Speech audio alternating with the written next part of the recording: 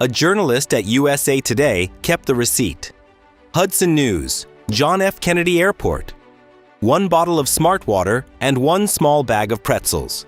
$9.47. He then walked into a 7-Eleven in his own neighborhood in Queens and priced the same thing. The identical bottle of water. $3.29. Now your instinct here is that the shop is gouging you. And that's the part everybody gets wrong. Because the shop isn't really the one making the money on that bottle. The airport is. And the airport built the entire terminal. The layout, the security line, the fact that you cannot leave to make sure you'd pay it. So here's the question. When you hand over $9, where does it actually go? The answer is a contract. A specific, boring, publicly available contract that almost no traveler has ever read. And once you understand how it works, airport pricing stops being annoying and starts being kind of brilliant. In a horrible way. Here's what we'll do. First, why you're a captive customer by design. Then the contract itself. This is the whole video.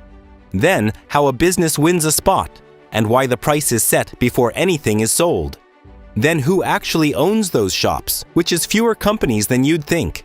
And then the honest case for the defense, because there is one, and it's better than you'd expect.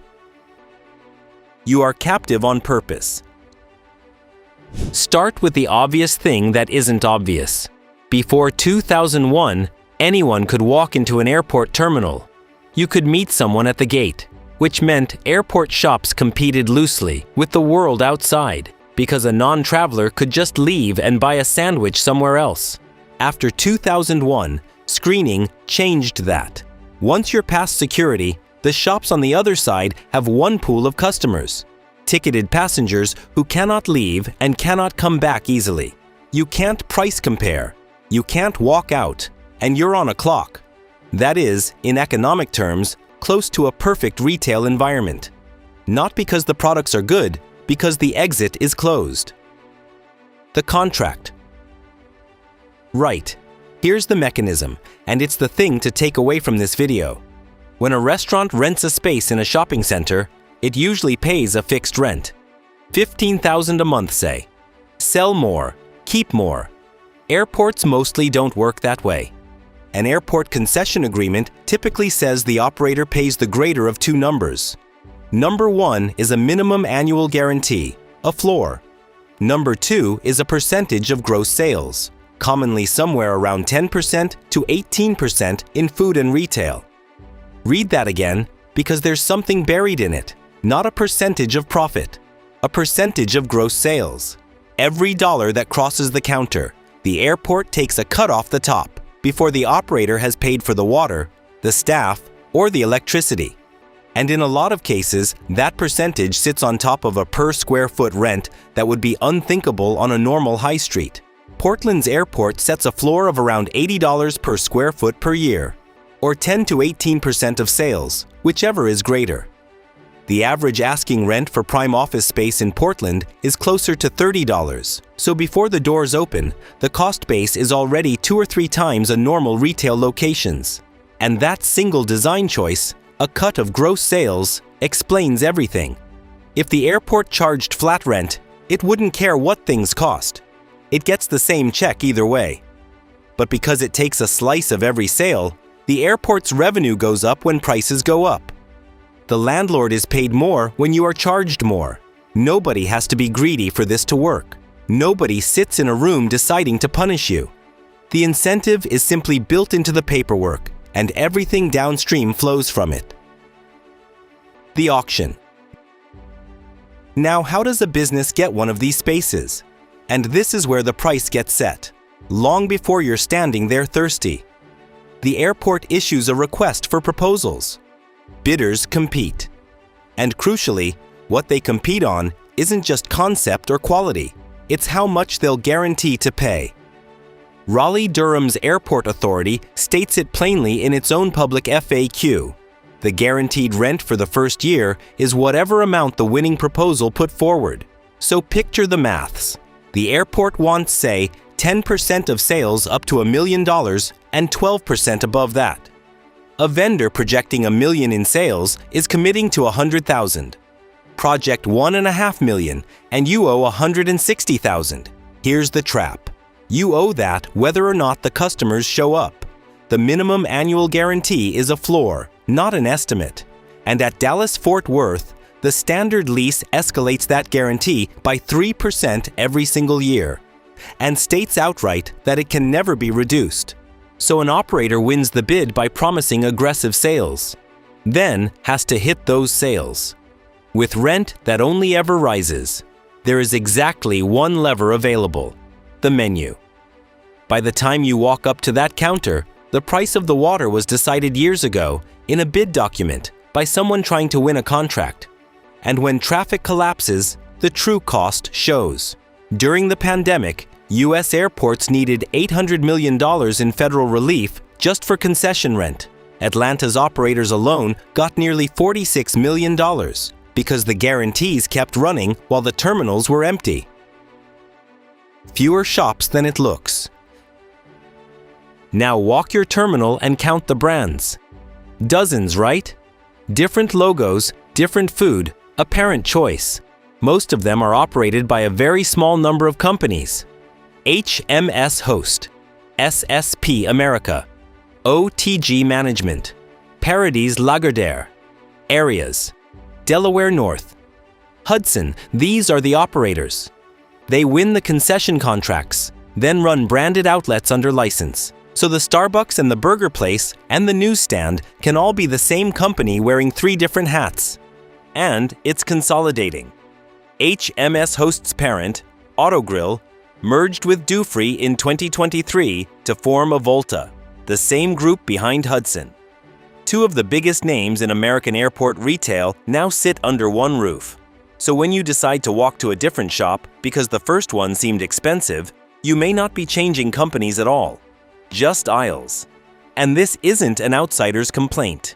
At an industry roundtable, senior concession executives openly discussed the pressure airports put on them to generate more non-airline income, and warned that airports need to be careful about how far they push revenue before it starts costing the passenger real choice. That's the people running the shops saying it. The case for the defense. Now, in fairness, and this matters because the lazy version of this story is that airports are simply ripping you off. Selling anything airside is genuinely more expensive. Every employee needs a background check and a security badge. Every delivery gets screened. Construction inside a live terminal costs substantially more than building on a normal street. Hours are longer because flights leave at 5 a.m. And labor is the big one. The industry's own trade association reported that 35 to 45 cents of every dollar taken at an airport restaurant goes to labor, against roughly 25 to 30 cents at a comparable street restaurant. That's not a rounding difference. That's a different business. There's also a bigger structural point. That concession income helps pay off the bonds that funded the terminal you're standing in. The gates, the escalators, the baggage system. Airports lean on this revenue precisely so they can charge airlines less, which feeds back into ticket prices. So part of your $9 isn't paying for water. It's paying for the building, which is a legitimate argument. It just doesn't change the incentive problem. It explains why the incentive exists. The rules and where they're going. Some airports do try to cap this. It's called street pricing, a contractual rule that terminal prices must track prices in the surrounding city. The Port Authority of New York and New Jersey operates a version of it and told USA Today that many airports permit a 10% to 15% margin on local street prices to cover higher operating costs. 10 to 15%. Not double. Portland's airport is the strictest example, holding vendors close to city prices, which proves the expensive model is a choice, not a law of physics. But enforcement is the weak point. When a passenger was charged $28 for a beer at Newark, it took a year-long investigation by the Port Authority to conclude the airport's own street pricing rule had been broken. 1 beer. 1 year. Meanwhile, a passenger at JFK Terminal 1 photographed a receipt for a liter of smart water at $7.66, and the payment screen then asked for a tip on top. And there's no national regulation here at all. Every airport writes its own rules and polices itself. Let's zoom out. Here's the thing worth sitting with. Airports discovered something most businesses never do. They don't sell you anything. They own the only place you can buy, and they take a percentage. That's a better business than retail. A retailer has to worry about inventory, staff, theft, whether the product is any good. A landlord who takes a cut of gross sales carries none of that. If prices rise, it earns more. If a tenant fails, another one bids for the space, and the guarantee is written to only ever go up. You'll recognize this shape if you've been paying attention. It's the App Store taking 30% of a sale it didn't make. It's the marketplace taking a cut of a product it doesn't own. Own the gateway, tax the traffic, take no risk. The airport just got there first because it had the one thing every platform since has been trying to build. A door you can't walk back out of. So that $9 was never the price of water. It was the price of the terminal, the security line, the bond payments, the escalating guarantee, and the simple fact that you were thirsty in the one place on earth you couldn't leave. Here's my question for you. Next time you're standing in a terminal, look at the price and try to work backwards. How much of that is the water? And how much is the building? And then ask yourself the uncomfortable one. If you owned that door, would you charge any less? Tell me in the comments.